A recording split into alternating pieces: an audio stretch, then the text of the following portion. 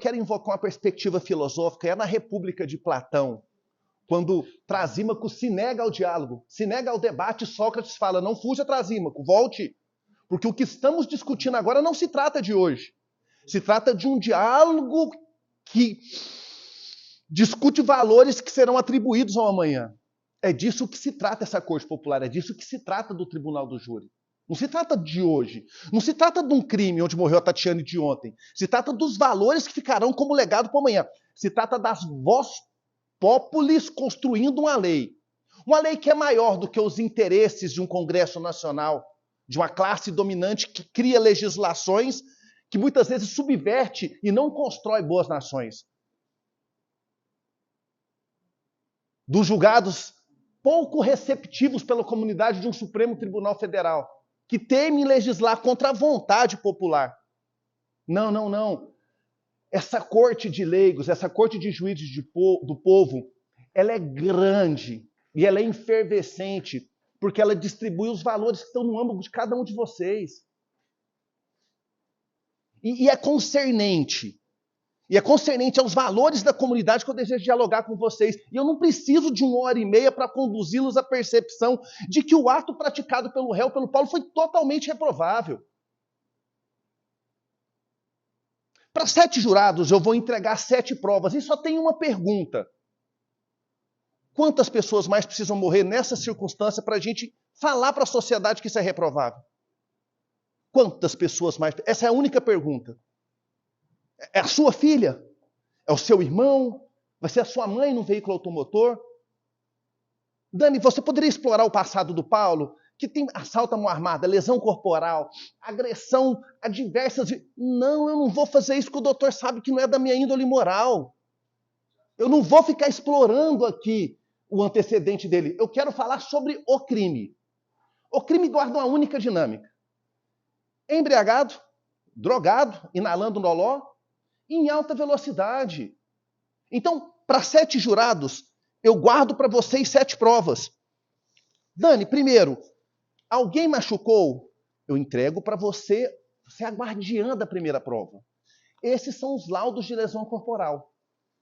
Das 2 vítimas, 2 delas não representaram contra o réu. O promotor não quer que ele seja punido contra as outras 2.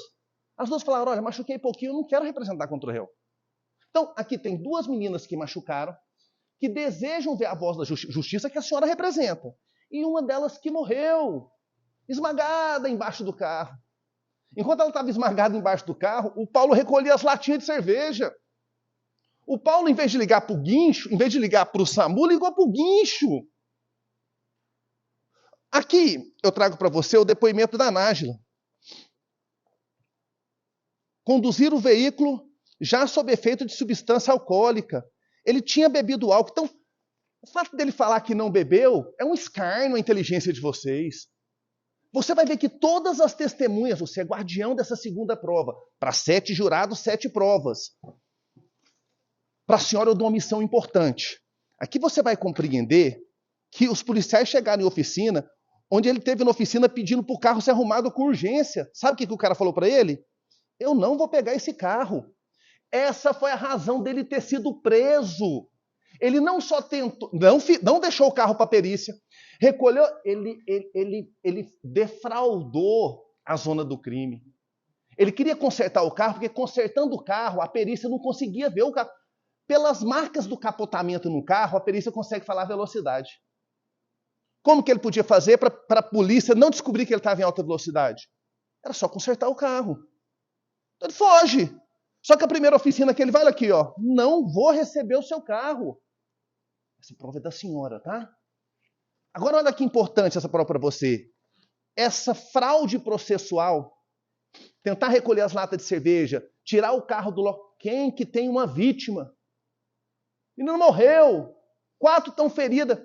Quem chama o guincho e leva o carro para a oficina para arrumar em urgência? Quem muda de casa em 24, 48 horas? O que a delegada falou? Olha, nós precisamos garantir a produção de prova. Esse homem precisa ser responsabilizado. Vamos decretar a prisão preventiva dele. Está aqui. 4ª prova. Mas nós temos mais 3 jurados. Aqui é o depoimento da Lohane. Ela não veio hoje. Mas ela vai explicar para vocês que ele estava em alta velocidade e que ele foi extremamente inconsequente, tanto que... Essa prova é para a senhora, tá? Depois vocês vão trocando as provas. Tanto, e aqui você vai guardar o depoimento da Thaís, que enquanto ele dirigia em alta velocidade, segurando num facão, umas loucura. Uma das testemunhas fala, ele estava doidão. Ele chega a falar assim, eu vou ensinar vocês como que dirige uma rodovia. Aqui, excelência, ele rompe o código de trânsito. Agora eu quero que vocês observem, não precisa ser estudante de direito. O código de trânsito protege as infrações do trânsito. A objetividade jurídica defendida é o trânsito saudável. Então, enquanto o Código de Trânsito protege o ordenamento do trânsito, o Paulo rompe com um delito que é uma mera imprudência no trânsito. Nossa, ele foi descuidado. Vai ser a tese dos defensores e vocês devem ouvir com muita atenção, porque é essa dialética que faz o júri rico. A oportunidade, nós só temos escolhas na vida quando nós temos opções. Hoje a promotoria vai dar a percepção, a representação, de que o Paulo rompeu com a mera infração de trânsito. Eu concordo que ele não quis matar a Tatiana e nem machucar as meninas. Mas olha como a lei fala. Isso é o Código Penal. Considera-se doloso o crime quando o agente, embora não queira, a forma que ele age mostra pra gente, Paulo, você assumiu o risco de produzir esse resultado. Não dirige cheirando loló. A gente sabe que o loló dá uma liga muito forte. A pessoa fica praticamente cega por 15, 30 segundos. A gente sabe que cerveja combinada com loló potencializa o efeito do álcool. Isso unido à alta velocidade é uma manobra brusca.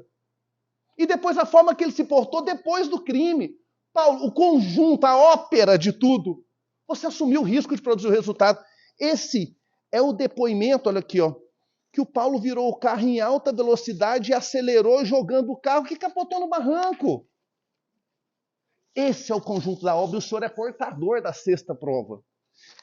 E por fim, nós temos a Nájila, que fala que o Paulo estava baforando o loló. Então, senhores, a pergunta que eu faço para vocês, eu quero que olhem para mim, depois vocês trocam as provas.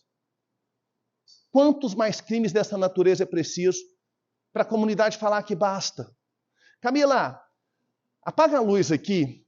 Eu não costumo encerrar um julgamento com vídeo. Mas eu acho que hoje é importante que os senhores tenham compreensão de quantas mortes são admissíveis. Quantas mais dessa natureza são admissíveis. So last year, 249 people died on our roads. What do you think would be a more acceptable number? Acceptable? 70 maybe? Probably 70. Can you send 70? Actually, this is what 70 people looks like.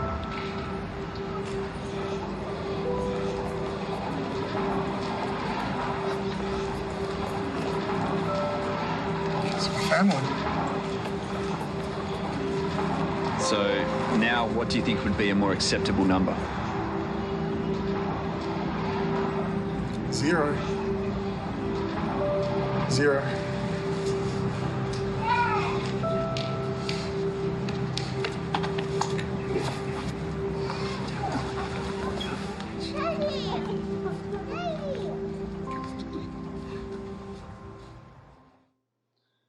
É só em respeito, o advogado levantou uma questão de ordem, perguntando, olha, o doutor não juntou esse vídeo aos autos. Quando o vídeo não tem caráter, a prova documental do processo, ou a que suplementa o processo, o promotor tem que juntar 3 dias antes.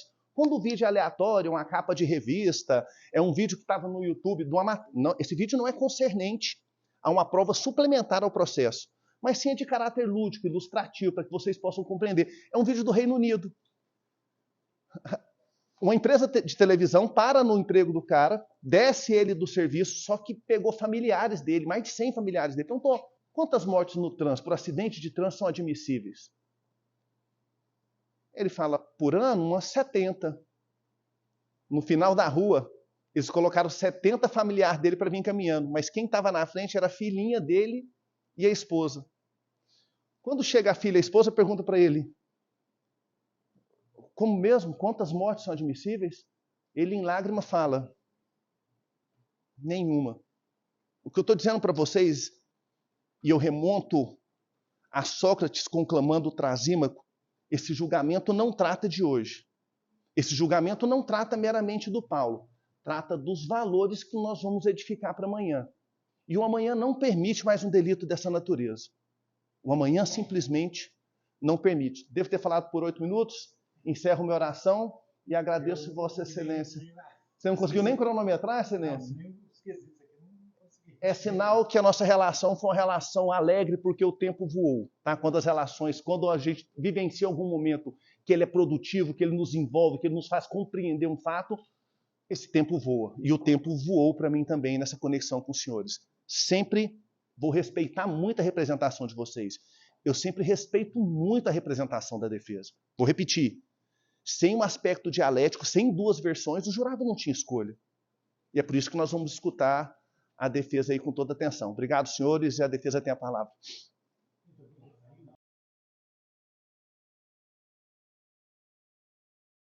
É tão saudável e a dialética é tão importante. Eu vou te contar a história de um promotor essencialista, de um promotor que tem um compromisso muito grande com a sociedade.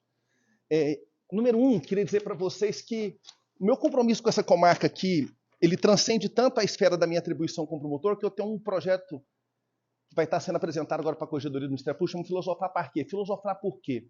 Onde eu vou em cada escola, de cada aluno, né? Você deve estar acompanhando aí, eu instalei uma câmara de segurança em cada escola, com dinheiro que veio lá do Ministério Público, das penas alternativas. Eu visito cada escola para discutir sobre bullying, sobre violência, sobre respeito, sobre justiça, sobre ética, sobre abuso sexual. Dani, mas por que você, em vez de... Você já faz 7 horas no Ministério Público corrida. Por que você vai de manhã lá? Porque eu acredito que é do diálogo que se extrai os fundamentos mais elevados. E não é o diálogo só com o defensor, é o diálogo com a comunidade, com a minha comunidade. Esse ano eu vou visitar 2.500 alunos. E ontem eu estava no feriado. Aquele ali, a mãe dele teve um AVC há 7 anos. A mãe dele é promotora. Eu estava dando uma palestra na faculdade para 800 alunos. No final tem um menino chorando. Eu falei, por que você está chorando? Cara, eu sou filho da Vânia, minha mãe é promotora. Só que quando minha mãe teve um AVC, eu tinha 9 anos, 8. A mãe dele tem dificuldade para se expressar, não consegue falar. A mãe dele alimenta de uma forma especial, a mãe dele não consegue andar. E você me entregou um pouco do que minha mãe foi. Falei para ele, no próximo julgamento, foi semana passada, eu vou te buscar na sua casa, às 10 para as 8 da manhã, e você vai vir ver eu dialogar com a comunidade, que você tem DNA de promotor. Ele falou, eu não estou legal. Desde que a mãe me deu esse acidente, eu não estou legal. Eu falei para ele, é muita coisa. Juntou o fato de você ser adolescente com... Perdeu o arrimo da família. E é em nome desse menino, do Hector, que ontem eu dei o processo para ele, 380 páginas para ele, ele leu todas. Eu dei 2 horas de áudio, ele leu todas. No final da noite eu liguei para ele de madrugada. Falei, leu tudo? Ele falou, li. Perdeu o fe... Aqui tem um promotor de justiça. E ontem também tinha. Sabe o que eu fiz? Eu fiquei pensando, me devolve a prova inquisitorial que eu te dei. Me devolve. Ela não te pertence mais. Me devolve. Não te pertence, me devolve, não te pertence. Porque o doutor falou que o que eu entreguei para vocês era meramente inquisitorial. Me devolve. Me devolve as 7 provas. Me devolve, me devolve, me devolve. Pensei eu ontem à noite. Depois que eu acabar de entregar a prova quentinha, aquela que as pessoas depõem lá na delegacia, a defesa vai falar, não, essa prova foi feita na delegacia com o delegado. O delegado deve ter forçado a pessoa a depor desse jeito. Meu cliente não bebeu, meu cliente não estava em alta velocidade. Você não tem uma prova judicial. Vamos lá, o que a defesa vai falar mais? É prova meramente inquisitorial. Então eu estou dejetando, ó. Não me serve mais. Eu vou entregar para vocês uma prova produzida em juízo. Uma prova produzida na frente de um juiz. Não fez o bafômetro. Ele fugiu, como é que eu vou fazer o bafômetro com alguém que fugiu? Ô, promotor, teve que prender ele para trazer ele de volta. Camila, solta a prova judicial na frente de um juiz, tá? Vamos ver? Essa acusação é verdadeira? Esse fato ocorreu da forma como eu estou narrando para você? Não, dessa forma não. Eu não estava embriagado. Mas que eu vi mesmo, eu tenho certeza que ele estava bebendo. Você viu ele ingerindo bebida alcoólica, então? Sim. Era perceptível que ele estava embriagado? Uhum. E você viu se ele estava ingerindo bebida alcoólica? Tava. Tava bebendo uma cerveja lá, nem viu não. Nunca bebi ou ingeri esse tal de loló, nem conheço. Eu vi ele com a garrafinha, né? De longe. Mas você viu ele bebendo ou ele usando loló? Só não, que eu saí lá. Você viu? Uhum. Também não tava a essa velocidade de capotar o carro, não, porque eu tava mais ou menos a 60 a 65 km. O carro caiu no despenhadeiro. Ele tava em cento... Eu não lembro muito bem, porque eu só lembro que ele tava em cento e pouco. Aí ele virou o carro de uma vez. Porque na delegacia você falou 140, era mais ou menos isso? Era mais ou menos isso. Tava mais, acho que tava no 180, não sei. Mas no 100 eu sei que tava. Ele tava muito rápido, sabe? Eu tava até com medo. Enquanto estava em alta velocidade, Paulo chegou a dizer, assim se dirige rodovia. Foi. Ele disse que era daquele que não podia andar devagar, não. Aí, no que é isso, o Paulo, depois disso, ele não se sentiu mais nem aí pra ela, porque ele tava tocando em mim, sabe? Você fala que ele estava tentando se aproximar de você fisicamente? Passando a mão em mim. Foi aí, eu briguei com ele, aí depois que eu cheguei lá em casa, ele subiu pra casa dele, depois ele desceu, que recebeu a notícia que a Tatiana tinha falecido. Mas aí, na hora que os meninos que ajudou nós, voltou de moto, aí ele ainda ficou assediando minha prima, passando a mão na bunda da minha prima, a Lohane. Em algum momento ele demonstrou preocupação em chamar a polícia para ir até o local?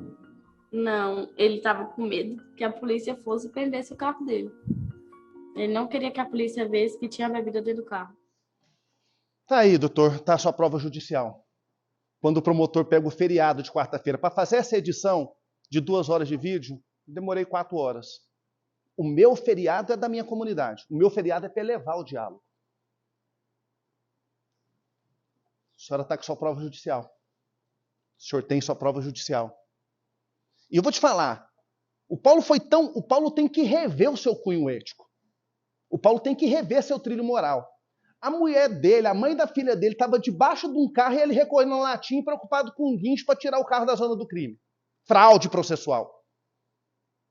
E depois que a mulher dele está encaminhada para o hospital, morre ou não morre, ele inventa de pegar nas pernas de uma das meninas. O Paulo precisa perceber que a forma com que ele agiu não é reprovável. Senhora, olha para mim. Ela é hiper reprovável. Ela é ultra reprovável. Quem que está com a mulher morrendo e está preocupado em pegar na bunda dos outros? Em botar um carro na oficina para arrumar em 24 horas? Em mudar de residência em 48 horas? O Paulo não foi só imprudente. O Paulo assumiu uma miríade de circunstância que fez com que ele assumisse um risco de produzir o resultado. Seja pelo loló, que ela falou ali, seja pela bebida, e não é só inquisitorial. Agora eu dei a prova para o doutor judicial. O doutor não vai poder falar mais. Não tem prova que ele bebeu? Tem. Tem produzido em juízo. Isso foi só em sede de polícia. O doutor trouxe um depoimento produzido na frente de um juiz de direito. Por que ele não fez o bafão? Porque ele fugiu. Tem que ter uma prova mínima para depor. Trouxe. Eu não trouxe a prova mínima, eu trouxe para vocês a prova máxima. Dani, ele vai pegar uma pena hoje. A pena que ele vai pegar hoje é pequenininha. Vocês concordando com a promotoria? Paulo vai pegar aí de 6, 7, 8, com 6 está na rua. Calma aí, Dani. Ele já cumpriu 2. Cantou no coral do presídio. 1/3 a menos de pena. Regou uma planta na horta. 1/6 a menos de pena. Construiu tijolo, 1/3 a menos de pena. Cada 3 dias que ele está lá prensando bloco de tijolo, leu um livro. A cada 3 meses que ele lê um livro, 1 mês a menos de pena.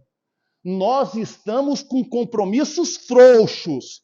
Guinter Jacobs fala que só se reafirma o poder e a vigência de uma norma com posições firmes. Todos vocês têm prova. Todos vocês compreenderam que eu não estou dizendo que ele quis. Tanto que a pergunta que o juiz vai fazer é o seguinte. A Tatiane sofreu lesão? Sim. O Paulo assumiu o risco de que ela viesse a morrer? Sinceramente, se o Paulo, com todas essas contingências, loló, bebida, alta velocidade, tem gente que falou em 180 e 140 km por hora.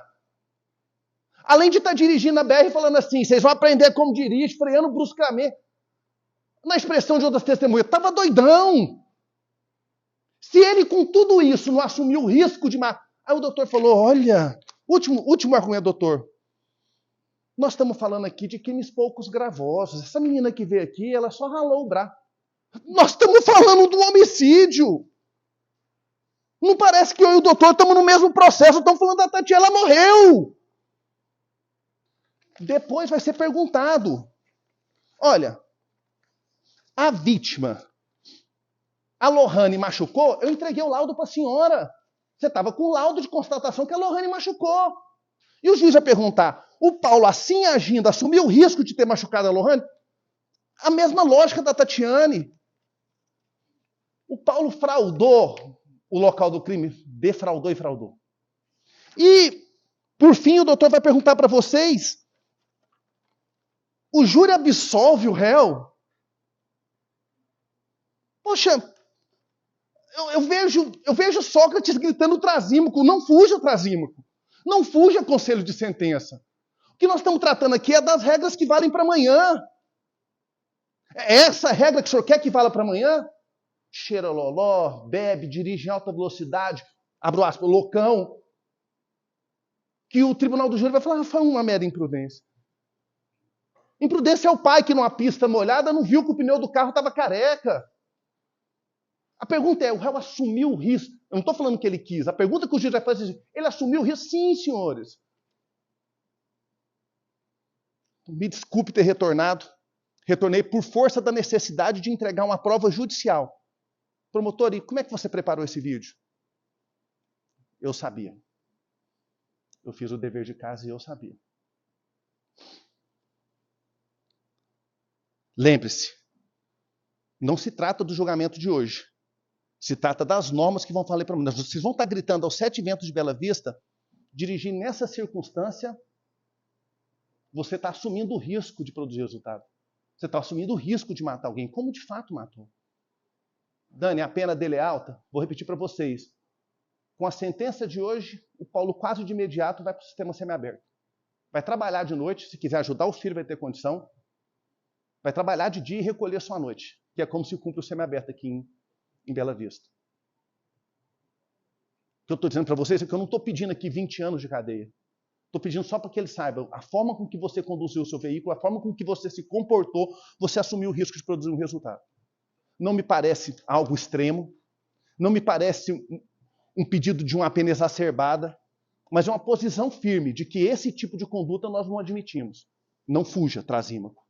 Não fuja, jurado. O que essa corte popular vai dizer é qual regra que vale para a sociedade. Se a forma com que ele agiu é reprovável ou não. Mas, acima de tudo, lembrando o nosso primeiro vídeo, quantas mortes mais são admissíveis?